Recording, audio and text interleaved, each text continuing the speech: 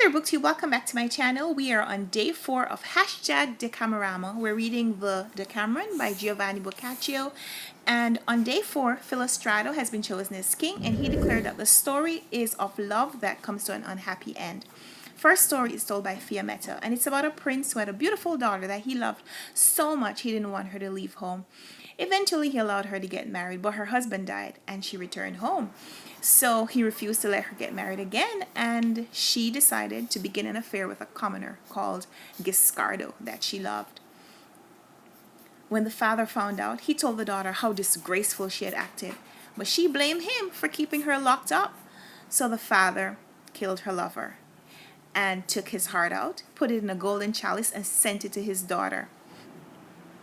The daughter, consumed with a fit of rage and grief, mixes some poison with the heart and her tears, drinks it, and falls down dead.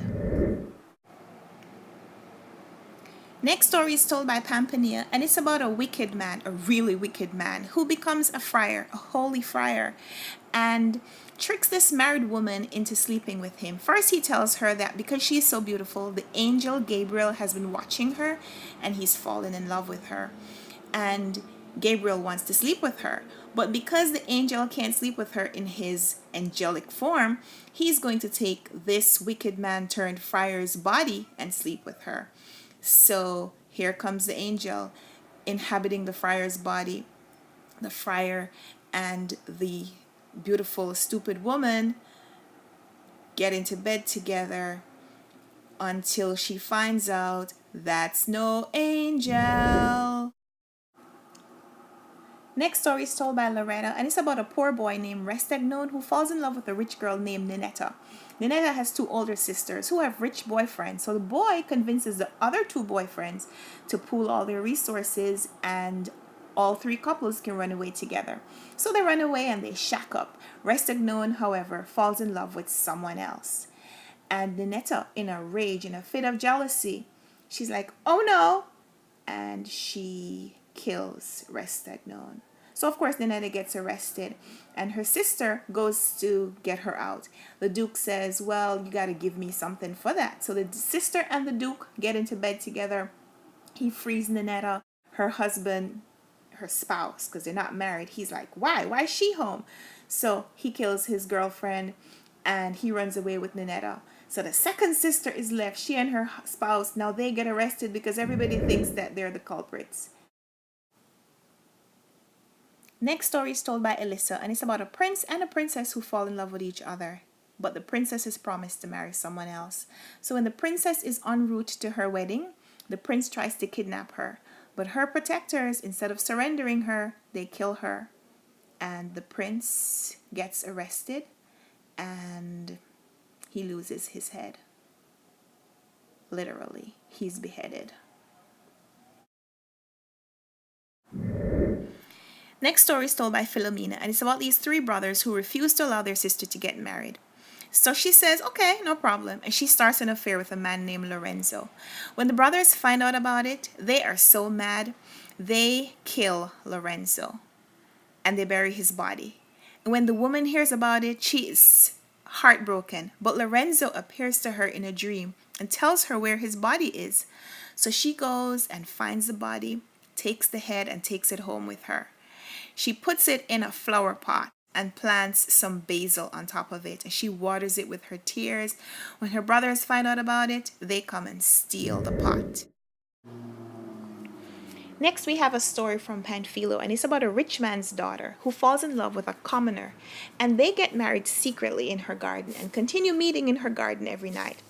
But one night, they both have violent dreams of losing each other, and the next night that they're together, she tells the husband about the vision, and he mocks it. But after he mocks it, he falls down dead. So she carries his body for the family to bury him, and she becomes a nun. Emilia tells a story about a young couple named Simona and Pasquino who meet in a garden, and one day they decide to have a picnic in the garden. But after the picnic, Pasquino picks some sage leaves to clean his teeth. But after he rubs the leaves on his mouth, he falls down dead. Simone gets arrested because everybody thinks that she poisoned him. So she brings the judge to see what happened, and the body is still there. And she's like, see, this is what happened. And she goes and picks one of the leaves to demonstrate, but then she also falls down dead.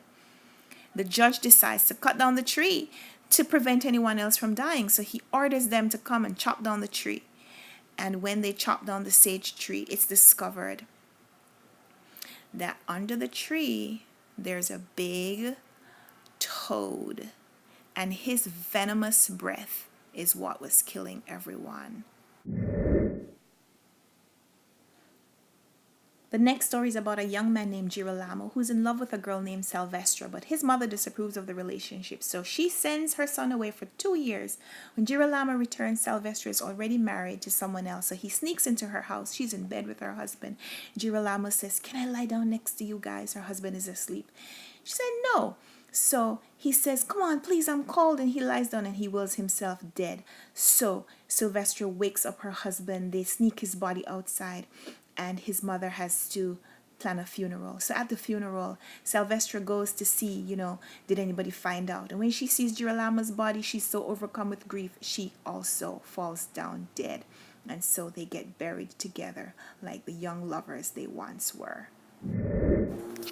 The king tells a story about two knights who were friends or jousting buddies until Knight 2 begins an affair with Knight 1's wife. Knight 1 is so mad. He invites Knight 2 to come for dinner. But when Knight 2 is on his way, Knight 1 goes out and he puts a knife or maybe a spear and he kills him. And so he's not content to leave Knight 2 there. He takes his heart out and takes it home. And he gives it to the chef and tells the chef to make a delicious meal out of it. And he serves it to the wife. Now, she doesn't know what she's eating. She's like, "Yo, this is yummy. And what is that?" He said, "It's his heart." And she is so overcome with grief, she goes up to the top of the building and throws herself out. Now, she's dead. And Knight 2 is dead. And they are dead together. After all the tragedy, we definitely need some comic relief. And Dioneo's story is about the wife of a doctor who begins an affair with a rogue named Ruggieri. One night when her husband is away, she sneaks Ruggieri into her room, but he sees a bottle of medicine that the doctor left, and he drinks it thinking it's water, but it's actually medicine. So he falls down, and she thinks he's dead. He's unresponsive. So she calls her maid. She and her maid sneak what they think is his body out of the house and into a chest. Two men see the chest and they steal it. They bring it to their house, not knowing that Ruggieri is inside.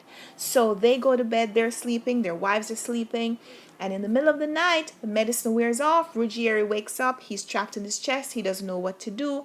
So he starts to try to get himself out of the chest, and in the process, he wakes up the wives, he startles them.